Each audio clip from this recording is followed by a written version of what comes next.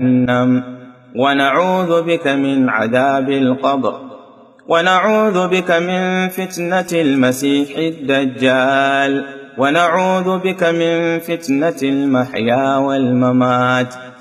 اللهم إنا نعوذ بك من الهم والحزن، ونعوذ بك من العجز والكسل، ونعوذ بك من الجبن والبخل، ونعوذ بك اللهم من غلبة الدين وقهر الرجال.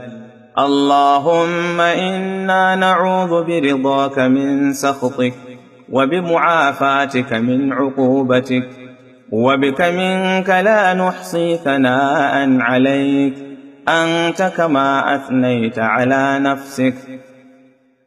اللهم ارحمنا بالقرآن واجعله لنا إماما ونورا وهدى ورحمة.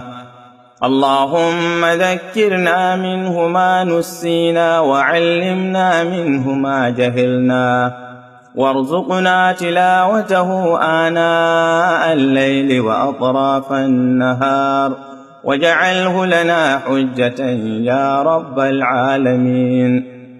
اللهم اجعل خير عمرنا آخرة، وخير عملنا خواتمة، وخير أيامنا يوم نلقاك فيه.